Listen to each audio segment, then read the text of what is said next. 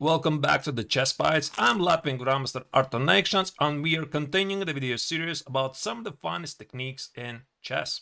In the previous video, we learned how to properly checkmate rook and bishop versus rook with the condition that the opposing king is cut off to the final rank. However, in this video, I think it's also very important to learn what are the right defensive techniques to hold the position rook against rook and bishop, because by definition, the position is drawn. Now we have this position here, which is a theoretical draw. So rook against rook and bishop, you should not avoid it because it is a draw and not really so difficult. And the rules of chess clearly state if there's not going to be any pawn move and there's no pawns, if there's not going to be any capture or trade, this means this game is going to finish in a draw in 50 moves. So that's why the following technique is so important for you to know. So you have two kinds of techniques. The first one is actually the simplest one. We keep the rook very close. So what do? We play rook f3. Now, one of the ideas here is that your opponent inevitably is trying to push you to the last rank, which is here. Now, all you need to do is keep your rook close, let your opponent show the technique, right? So we can simply play king e2. Of course, you can play king c2, king b3 if you're really worried, but I believe this is the absolute simplest. Of course, your opponent is coming closer and trying to win the rook with rook a2 check. So we simply play rook f2, check, here, rook a1, here. And for example, let's say he tries something tricky with rook g1. Now we simply play here. Of course, he doesn't want to trade. We go back, bishop e3, here, here, here, king f4, and now the fun part. You probably remember what we are trying to avoid in the previous video, right? If our king is pushed to the first rank or the last rank, depending on how you look at the position, we can lose the game. Now here is one major exception. We can voluntarily go king f1 because the idea is that after king f3 there is a stalemate trick. Now this is the core idea of our defense because after bishop takes an f2 this is a stalemate. Now instead black could try to do something else. He could try to play bishop e3 here and play it like this, slowly push you back. By the way, this idea giving the check on the fourth rank coming back, it's completely fine. So I believe bishop g3 is the best attempt that your opponent can do. And instead of going this way, which probably is still fine as long as you're not blunting the rook, you can simply play king e3. And your idea is just to give a check. If the king goes to f3, once again, it's a frontal check. You push away the king because after capturing the rook, this is once again a stalemate on the board.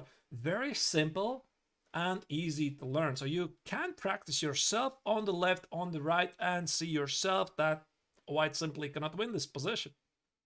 Now there is a second technique.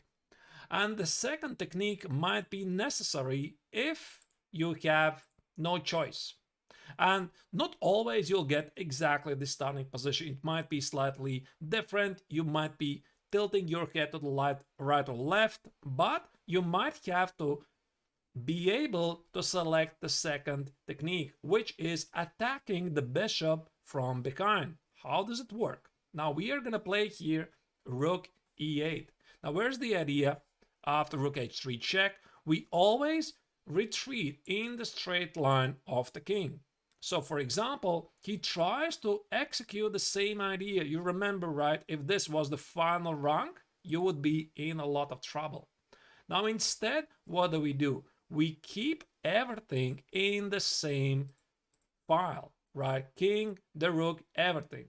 If your opponent is waiting for something, you also can wait with the rook. I mean, you could move with the king as well, but this is the simplest technique. He's waiting, you're waiting. Now, finally, he gives you a check, and this is very important. You have to go in the straight line of the king. And why is this? after king e1, we make sure that the opponent cannot play king e3 because we are going to capture the bishop with a check. Now, if he plays king d4, his idea is to play bishop here, king d3, and put you pinned to the first rank. That's why here we always go the opposite way. And this would be a huge mistake, right? Because after king d3, you cannot take the bishop. This is a checkmate. Now check, I'm sorry, not check, but king e1, bishop d4. This is threatened with a mate, and this loses actually very nicely. Rook f2 check, rook f4, and now you're simply losing because of, for example, king d1, check. Here we take away the second rank. This technique is shown in the previous video, how to win rook and bishop versus rook. Not really difficult. And if white does something else, and for example white tries to pin the bishop, we make a null move. And again, rook d7, attack from this side. You'll notice suddenly the rook cannot help your king, and this is simply a checkmate. So once again, this is losing, so we cannot do this. So if your opponent plays king d4, what do? We always go the other way. We play king f1, and the trick is, now your opponent might try to cut off your rook and play king d3 and slowly somehow bring the king to f3, bishop and f4, and try to keep your king pinned to the first rank. Now what do? You simply play rook e2, and this is a core idea of this defensive technique, putting the rook behind the bishop, and your king escapes the final rank. Now, your opponent can still try to do this, try to somehow build this amazing technique of king in front of bishop behind, and you might have to tilt your head a little and look it from a different perspective. Now, here we go. We again are positioning the rook behind the bishop, and there you go. It's exactly the same technique. If the king goes here, you go here. If the king goes here, you go the other way, and make sure you're getting out of the final rank. Let's just summarize some of the points we have learned from this video.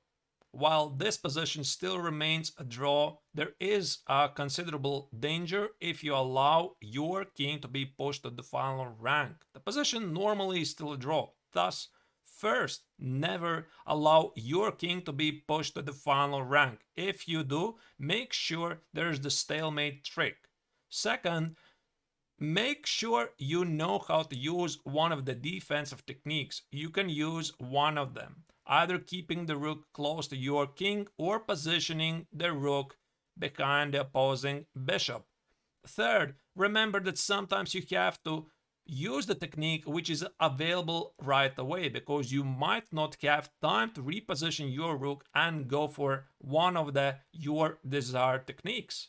And fourth, finally, practice this position with various angles from right to left, up and down. You could get the same position, maybe in not the most comfortable view, but still you should be able to show the right technique. Thank you, that was it. Hope you understand it, and if you liked the video, please press like and subscribe to my channel.